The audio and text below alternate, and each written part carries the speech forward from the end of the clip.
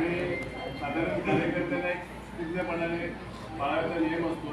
जेव्हा एखाद्या संस्थेचं किंवा समूहाचं कार्य बोलतो होऊ लागतं तेव्हा कार्यकर्त्याने नको बसावा हा एक सर्वसाधारण नियम आहे, त्याचं मी पालन करतो. धन्यवाद. आपल्या शाळेचे क्रीडा शिक्षक आणि संचालक गेली अनेक वर्ष म्हणजे 7 जून 1992 पासून या शाळेत कार्यरत असणारे आज जे या मंडळावर संचालक म्हणून कार्य करत आहेत ते गेल्या वर्षी निवृत्त झालेले आहेत.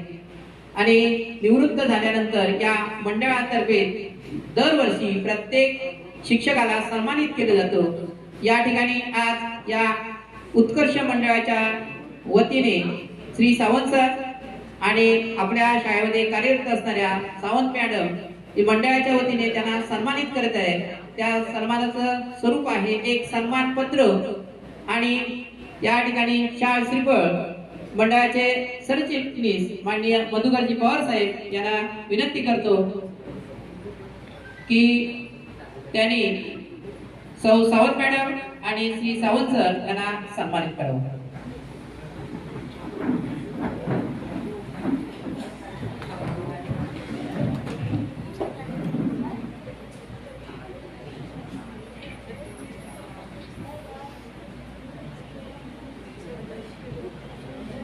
मंडळाच्या वतीने हा जो एक सन्मान केला जातो आहे तो सन्मान आहे त्यांच्यावरील सावंत सरांवरील प्रेमाचा, एक जिव्हाळ्याचा आणि त्यांनी या संस्थेसाठी एक नोकरी नसून एक सामायिक जाणीवेतून या ठिकाणी सेवा दिलेली आहे. त्या सेवेचा या मंडळाच्या वतीने सन्मान केला जात आहे. हा सन्मान सावंत मॅडम आणि श्री सावंत सर यांनी स्वीकारावा अशी मी त्यांना विनंती करतो. या ठिकाणी सन्मान चिन्ह दिलं जात भेट दिलं जात आहे त्याचाही त्यांनी स्वीकार करावा. सावंत सर हे निवृत्त झालेले नाही, ते सेवानिवृत्त झाले. ते निवृत्त झाले, सेवानिवृत्त झालेले आहेत. जी सरकारी नियम आहे त्या नियत वयोमानानुसार ते सेवानिवृत्त झालेले आहेत. पण ते सेवेला आमच्या गेल्या वर्षीचा कार्यक्रम झाल्यानंतर ते सेवानिवृत्त झाले. त्यामुळे तो कार्यक्रमात आम्हाला त्याला सहभागी करता आला नाही. तो आपलेपणा आहे जी काही पिढी घडवण्याचं काम करतायत त्याच्यासाठी त्यांना दरवर्षी असे शिक्षक आहेत त्यांचे संबंध शाळेचे आणि मंडळाचे संबंध हे कौटुंबिक जिव्हाळे झालेले आहेत. तिथे आम्ही आदराने आणि हक्काने असे कार्यक्रम करतो. हा त्यांचा गौरवपत्र आहे. त्या गौरवपत्राचं वाचन मीना भाताडे करतो.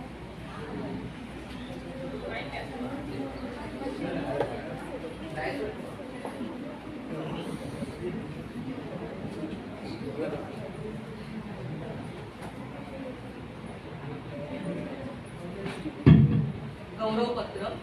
तस्मै श्री गुरवे नमः. श्री विजय वामनराव सावंत.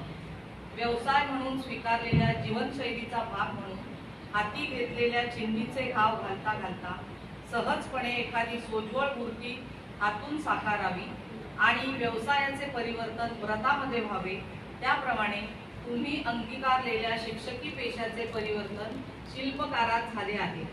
हा पेशा नाही, ही जीवनशैलीही नाही, तर हे एक व्रत आहे आणि तुम्ही ते डोळसपणे स्वीकारलेले असल्याने एक एक मूर्ती घडविण्याचे पुण्यकर्म आपल्या हातून घडते आहे.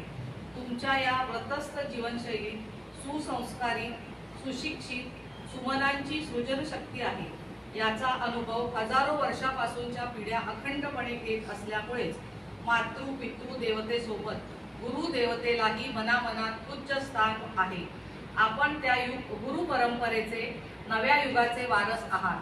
संस्कृती आणि शिक्षणाचा सुंदर मिलाप असलेली मानवी शिल्पे घडविण्याच्या तुमच्या प्रत्यस्त कर्तव्य भावनेस विनम्र प्रणाम करून कृतज्ञता व्यक्त करण्याकरिता हे मानपत्र आपणास आदरपूर्वक प्रदान करीत आहोत.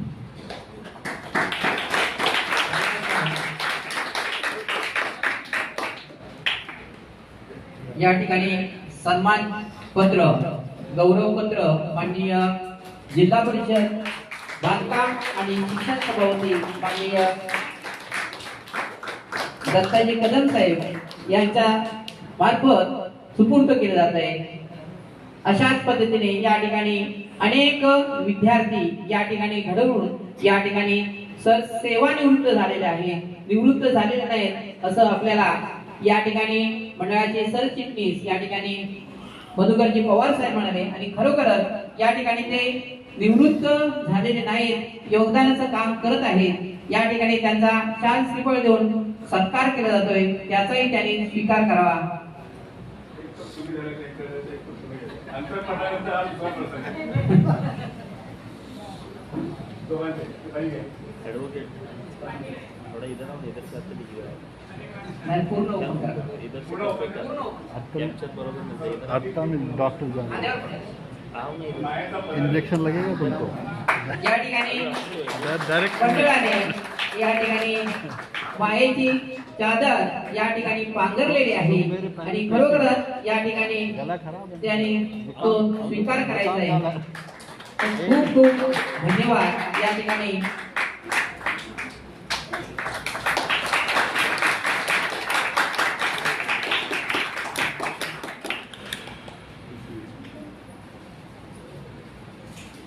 या सन्मानापाठी असणारं उत्तुंग असं प्रेम, जिव्हाळं आणि सामाजिक जाणीव या ठिकाणी आपल्याला दिसून येतं. पुन्हा एकदा मंडळाला धन्यवाद देतो.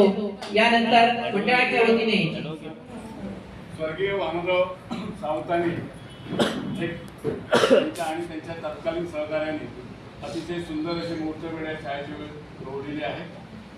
आणि त्यानंतर विजय आणि अजय, त्याचा कधीच पराजय जो होत नाही तो विजय, आणि जो सतत अजिंक्य राहतो तो अजय, अशी दोन कर्तृत्ववान चिरंजीव ही